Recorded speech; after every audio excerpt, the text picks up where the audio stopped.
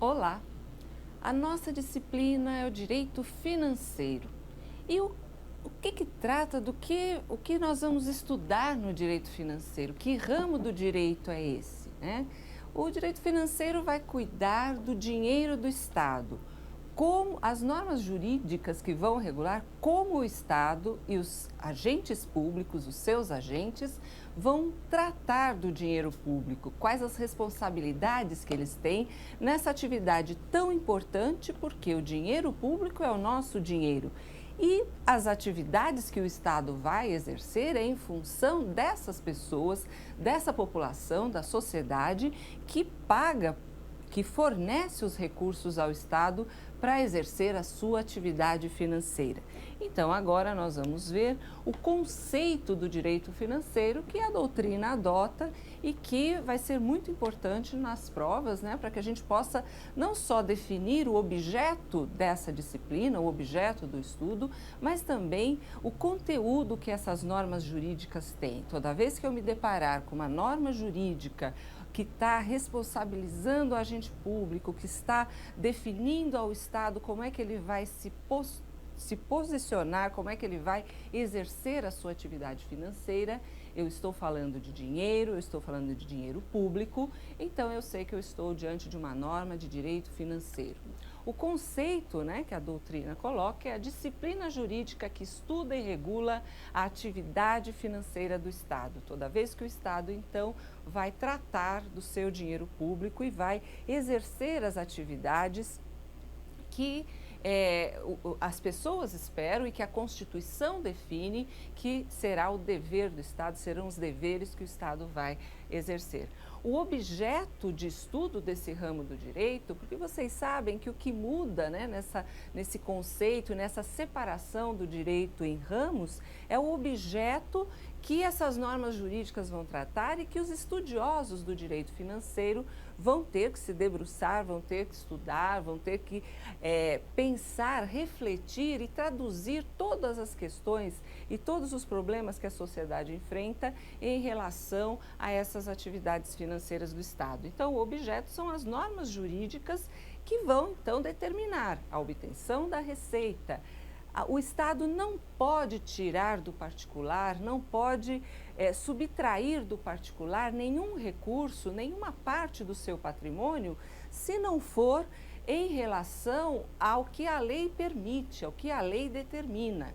Então, as normas jurídicas é que vão definir ao Estado como que ele obtém as suas receitas, porque em grande parte as receitas serão obtidas de forma compulsória e sempre, de qualquer forma, o Estado vai ter que obedecer normas jurídicas para obter suas receitas. A gestão dos recursos públicos também segue normas rígidas e essas normas fazem parte do direito financeiro. E muito mais, com certeza, como o dinheiro público vai ser gasto. A realização das despesas vai cumprir regras, normas jurídicas, sempre em lei, sempre obedecendo o que a Constituição determina e, por conta disso, essas normas jurídicas compõem aí o arcabouço do direito financeiro. E dívida pública, orçamento e o controle e a fiscalização de tudo isso. Então, dentro do material, do objeto de estudo do direito financeiro, estão todas as normas jurídicas constitucionais e legais, mas nós precisamos também de normas jurídicas para fiscalização, para o controle dessa atividade financeira do Estado. E isso tudo vai estar no nosso objeto de estudo. E com relação, então, à autonomia que o direito financeiro tem, há uma discussão muito grande, será que o direito financeiro é mesmo um ramo autônomo do direito? Mas essa autonomia, vocês sabem, tanto para o direito financeiro como para os demais, é uma autonomia didática, uma autonomia de estudo, de concentração científica, da dedicação que o estudioso do direito vai dispor, vai colocar com relação aos estudos desse objeto, dessas normas jurídicas da atividade financeira do Estado. O direito financeiro está vinculado muito fortemente com o direito tributário, porque grande parte das receitas públicas são receitas tributárias. O direito financeiro está vinculado ao direito administrativo, porque a atividade do Estado, seja ela qual for, está regulada pelo direito administrativo. E o direito financeiro, claro, ali regulado com normas constitucionais muito importantes, então uma vinculação muito grande com o direito constitucional. E com todo o direito é uno, mas a autonomia existe sim, uma autonomia didática e científica em relação a um objeto de estudo. A atividade financeira do Estado e todas as normas jurídicas dessa atividade vão compor um ramo do direito autônomo, que é o direito financeiro, né? Aí nós temos a nossa Constituição, a Constituição que nós podemos chamar de Constituição financeira, a parte da Constituição Federal que se dedica, onde as normas jurídicas constitucionais estão colocadas. No artigo 70 ao artigo 75, um capítulo aí especial, um item especial da Constituição Federal de 1988, que trata da fiscalização e do controle da atividade financeira do Estado. Então, nós temos na Constituição um capítulo só para cuidar da fiscalização e do controle, que é uma parte muito importante. E temos do artigo 163 ao artigo 167, que vai falar das finanças públicas, das regras constitucionais, das normas constitucionais, para que o Estado, e estamos falando de União, Estados, municípios e do Distrito Federal, todos os entes da Federação deverão obedecer às normas de finanças públicas, às normas constitucionais do direito financeiro. O artigo 163 da Constituição Federal é um artigo importantíssimo, porque como nós estamos falando do direito financeiro e desse arcabouço de normas jurídicas e desse conteúdo de normas jurídicas, a Constituição Federal traz aquelas normas específicas, embora durante toda a Constituição Federal nós vamos encontrar, né, algumas regras que possam ser aplicadas e devam ser consideradas no direito financeiro, mas aquelas são normas específicas, separadas, detalhadas ali para o direito financeiro, seria o direito financeiro constitucional. Mas o artigo 163 já começa dizendo que a lei complementar vai dispor de assuntos das finanças públicas e vários assuntos específicos aqui que o artigo 163 determina para a lei complementar. Diz que compete à lei complementar tratar desses assuntos. Esse artigo 163 é muito importante para os concursos públicos, né? Porque são vários itens ali que a Constituição está exigindo que seja tratamento especial, um tratamento definido aí especificamente em lei complementar.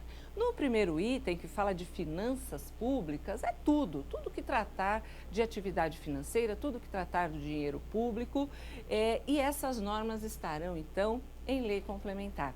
Essas normas serão chamadas de normas gerais do direito financeiro, porque a lei complementar é federal, a lei complementar é da União, então é uma lei complementar que complementa a Constituição Federal. Então, essa lei vai ser de obedecimento obrigatório por todos os entes da federação, mesmo sendo uma lei da União. Ela é uma lei de caráter nacional, então é uma lei da União que é de caráter nacional, para atendimento de todos os entes da federação. Mas a União não vai poder interferir na autonomia financeira dos estados, dos municípios, respeitando o princípio federativo, respeitando esse caráter federativo que compõe o nosso estado, que delimita o nosso estado. Então, a lei complementar, que é da União, traça normas gerais de direito financeiro, mas não interfere diretamente na autonomia. E que autonomia é essa? A opção política, a decisão política de arrecadar, de gerir, administrar o dinheiro público e de gastar o dinheiro público. Então, a Lei Complementar da União dispõe sobre finanças públicas com regras para todos os entes da federação, sem interferir na autonomia financeira de cada um dos entes.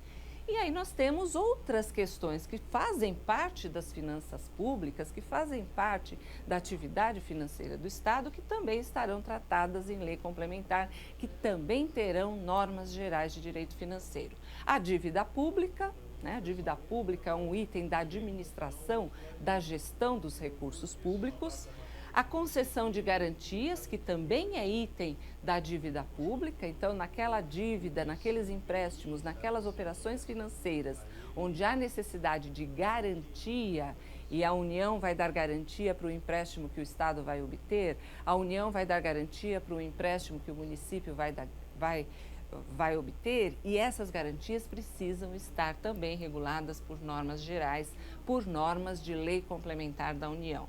Emissão e resgate de títulos da dívida pública, então vocês estão percebendo que dívida pública aqui em todos os seus itens, em todos os seus,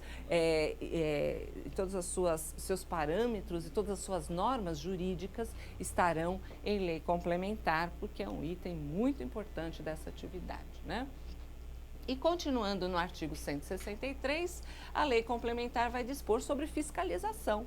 Então, a fiscalização das normas jurídicas, da aplicação das normas jurídicas, da execução dessas atividades financeiras, será uma fiscalização com regras em normas gerais de lei complementar.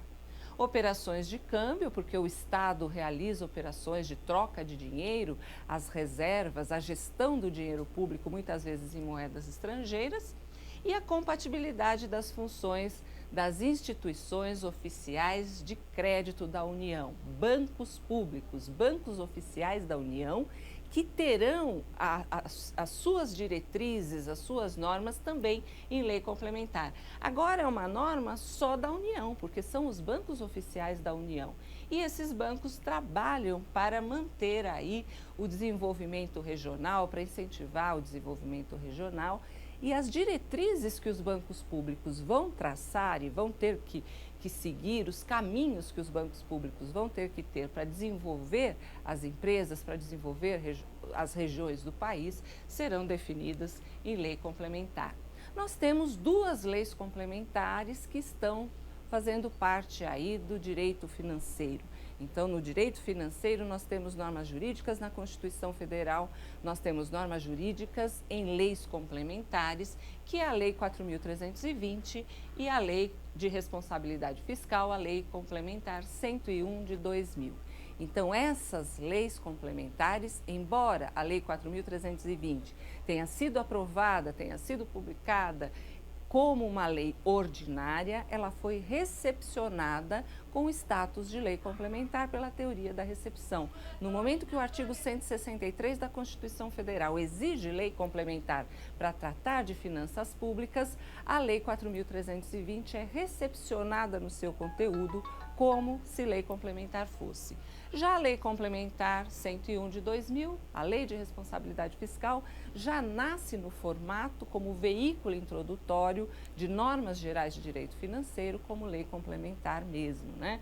Qualquer alteração numa dessas duas leis terá que ser por lei complementar.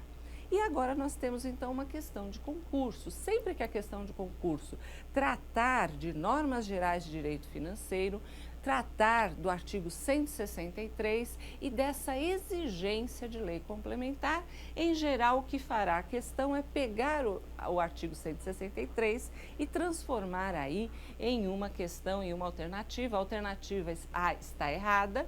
No que tange às regras de finanças públicas, segundo a Constituição Federal, o artigo 163, é de competência de lei complementar dispor sobre finanças públicas, sim, dívida externa e interna, sim, autarquias e fundações e demais entidades controladas pelo poder público, aí não, né? Autarquias e demais entidades controladas pelo poder público, não, porque essas entidades controladas pelo poder público podem ser empresas e as empresas terão regime de direito privado, só tem o controle da União. Então, essa alternativa aqui está, aqui está pedindo a alternativa incorreta, né? Então, essa alternativa está correta sim, né? Eu estava procurando o que tinha de errado nessa alternativa. Essa alternativa está correta porque nós estamos procurando a incorreta, né? A alternativa incorreta, eu gosto sempre de já ir direto para a alternativa a ser marcada. A alternativa incorreta é a alternativa C. Isso facilita o nosso trabalho, porque diz que em nenhuma hipótese poderá o Banco Central, na medida em que é proibido conceder empréstimo à União, comprar títulos da dívida pública. O Banco Central pode sim comprar títulos da dívida pública do Tesouro Nacional da União para refinanciar títulos que já tenha na sua carteira. por isso que está errado. Se os títulos já estão na sua carteira, o Banco Central pode sim adquirir títulos da dívida pública. No resto, a questão está completamente correta, né? Pelo artigo 163.